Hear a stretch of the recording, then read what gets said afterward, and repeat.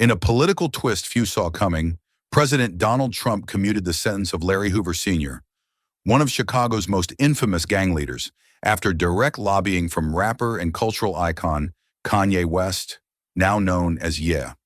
Once buried in a federal supermax prison, Hoover's name is once again echoing through newsrooms, courtrooms, and hip-hop lyrics. But who is Larry Hoover, and why does his story matter so much today? Larry Hoover was born on November 30th, 1950, in Jackson, Mississippi. At the age of 4, his family moved north to Chicago as part of the Great Migration, a mass movement of African Americans seeking better economic opportunities and fleeing racial oppression in the South. This historical movement, spanning from about 1916 to 1970, saw over 6 million African Americans leave the rural South for cities in the North, Midwest, and West. Families like Hoover's sought to escape the severe racial segregation, discrimination, and economic hardships imposed by the Jim Crow laws, hoping for better employment opportunities and a chance at a more equitable life. However, they often encountered new forms of discrimination and segregation in northern cities. Hoover grew up in the South Side of Chicago, a city plagued by poverty, segregation, and systemic inequality. The very neighborhoods African Americans moved to in Chicago were often subjected to redlining, a discriminatory practice by banks and real estate companies that denied services to residents of certain areas based on race or ethnicity. This led to concentrated poverty, underfunded schools, and limited job prospects. By the time he was a teenager, Larry was already entangled in the street life, finding structure and survival in the neighborhood gangs that controlled the streets. For many young black men in these communities, gangs offered a distorted sense of belonging, protection, and economic opportunity that was largely absent from the legitimate economy. At just 13, Hoover joined a street gang called the Supreme Gangsters. His charisma, intelligence, and strategic mind made him rise quickly through the ranks.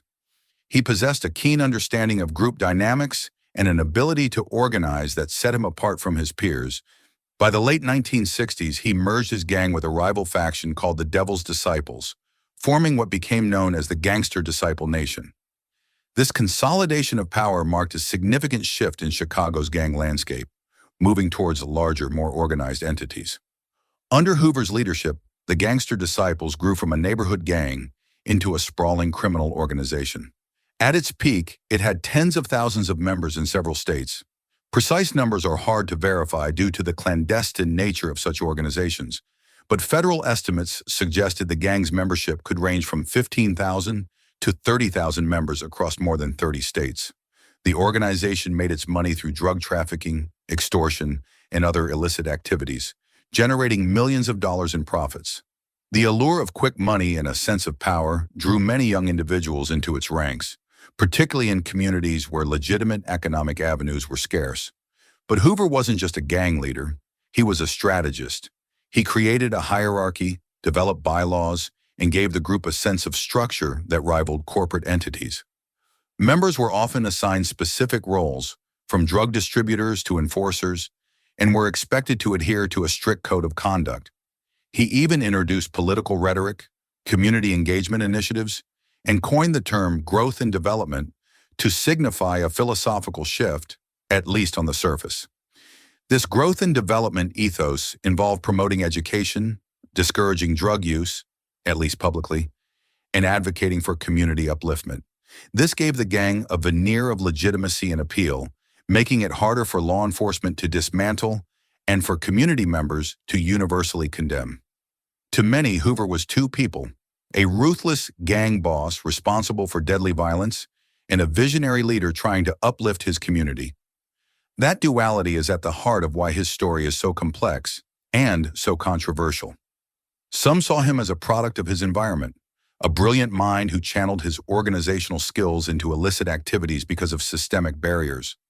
Others viewed him purely as a criminal who exploited his community for personal gain, regardless of any purported social initiatives. On February 26, 1973, Hoover's life changed forever. He was arrested and charged with ordering the murder of William "Pookie" Young, a 19-year-old drug dealer who had allegedly stolen from the Gangster Disciples. Young was kidnapped, taken to an abandoned building and shot 6 times. This brutal act underscored the violent enforcement mechanisms at play within the gang. Even though Hoover did not pull the trigger, prosecutors argued he had ordered the hit. He was convicted and sentenced to 150 to 200 years in state prison. This was a significant sentence, reflecting the severity of the crime and the determination of the state to remove him from the streets. But prison didn't stop Larry Hoover. In fact, it only expanded his reach. From behind bars at Stateville Correctional Center, Hoover continued to lead the Gangster Disciples. Through coded messages, trusted intermediaries, and an iron grip on loyalty, he maintained control. He utilized the prison mail system, visits and phone calls to send directives, often in intricate codes that took law enforcement years to decipher. Over time, he transformed the gang's public image into a more civic-oriented organization.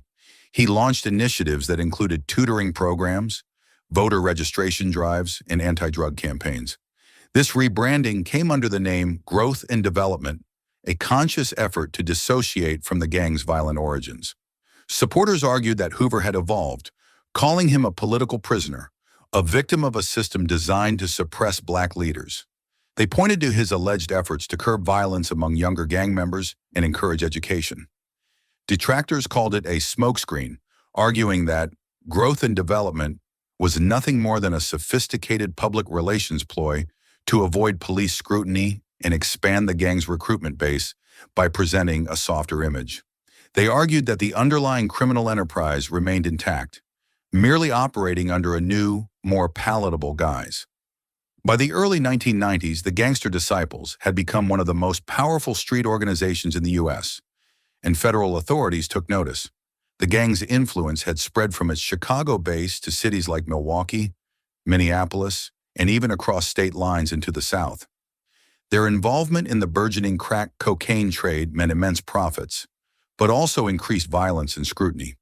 In 1995, a massive federal investigation, codenamed Operation Headache, uncovered Hoover's continuing leadership of the Gangster Disciples from prison. Over a 5-year period, federal agents used wiretaps, undercover informants, and surveillance to build a case against him. The investigation involved hundreds of law enforcement personnel from the FBI, DEA, ATF, and local police departments, costing millions of dollars. The tapes caught Hoover giving orders, managing drug operations, and even orchestrating acts of violence, all from prison. These recordings provided irrefutable evidence for prosecutors, directly linking Hoover to the ongoing criminal activities. One particularly damning recording captured Hoover directing his associates to expand their drug operations into new territories and to enforce discipline through violence if necessary. These tapes undermined any claims of his complete reform at the time. In 1997, Larry Hoover was convicted in federal court of conspiracy, drug trafficking, and criminal enterprise charges. He was sentenced to 6 life sentences and transferred to the ADX Florence Supermax prison in Colorado, known as the Alcatraz of the Rockies. This facility is designed for inmates deemed the most dangerous and disruptive, and he was placed in solitary confinement with minimal human contact. Inmates at ADX Florence typically spend 23 hours a day alone in a 7 by 12-foot concrete cell. This transfer was a clear signal from the federal government that they intended to completely sever his ties to the outside world and prevent any further influence over criminal organizations. To many, it seemed that Larry Hoover would die in prison, but others never stopped fighting for his release. His family, particularly his son, Larry Hoover Jr., committed themselves to advocating for his freedom, believing in his transformation, and citing his deteriorating health and advanced age. Larry Hoover's name became a staple in hip-hop, especially in Chicago. Artists like Kanye West, Rick Ross, and Drake have referenced Hoover in their lyrics, often portraying him as a misunderstood leader, a victim of over-policing, or a symbol of resistance. These references contributed to a narrative of Hoover as a figure who, despite his criminal past, represented a deeper struggle against systemic injustice and poverty. For example, in Kanye West's song Jesus Lord, Larry Hoover Jr. speaks about his father's case, saying, "I know that my father, Larry Hoover, is a living, breathing son of God." In 2021, Kanye West and Drake held a benefit concert titled Free Larry Hoover, at the LA Coliseum. The event drew global attention, not just because of the celebrity status of its organizers, but because it shined a spotlight on criminal justice reform and mass incarceration. The concert, which reportedly generated over $3 million, saw 70,000 attendees and was live-streamed worldwide, bringing Hoover's case to an unprecedented level of public awareness. It connected his individual story to broader discussions about the disproportionate incarceration rates of Black men in the United States. According to the Bureau of Justice Statistics, Black individuals are incarcerated at a rate nearly 5 times that of white individuals. For Ye, the issue was deeply personal. In various interviews, he described Hoover as a community leader who had reformed and deserved clemency. He also saw parallels between Hoover's treatment and the systemic oppression faced by Black men in America. Ye's perspective resonated with a segment of the public that believes the justice system is inherently biased, particularly against Black Americans from impoverished backgrounds. In the final days of his presidency, Donald Trump issued a flurry of pardons and sentence commutations. In a surprising move, Hoover's name resurfaced on the short list of those under consideration, largely due to lobbying by Ye and his then-wife, Kim Kardashian, both of whom had direct meetings with Trump. Kardashian, who has actively pursued legal studies and criminal justice reform, had become a prominent advocate for clemency for various individuals.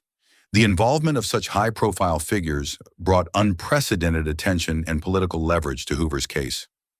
Though Trump didn't act on Hoover's case before leaving office in 2021, new developments emerged in 2024 and 2025, culminating in the partial commuting of Hoover's federal sentence. This doesn't mean he's free, far from it. On May 29, 2025, the order for his federal sentence commutation was made public. This move effectively meant he would be released from federal custody, but it does mean he will be transferred from federal to state prison, where his chances of eventual parole are higher due to different state sentencing guidelines and a more direct path to applying for state-level clemency. This decision reignited national debate. Should a man once deemed one of the most dangerous criminals in Illinois history be given a second chance? The question is not simple, touching on deep-seated societal beliefs about punishment, rehabilitation, and justice. Supporters argue that Larry Hoover has spent over 50 years in prison and has shown genuine signs of reform.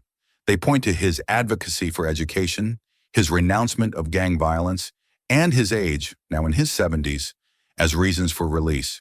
His lawyers have emphasized his health issues, noting that he is frail and poses no threat to public safety. They argue that maintaining his incarceration at this stage is punitive rather than rehabilitative, and that he could serve as a powerful cautionary tale for at-risk youth. The argument often aligns with broader calls for decarceration and focusing on restorative justice, particularly for elderly inmates who pose minimal flight or public safety risks.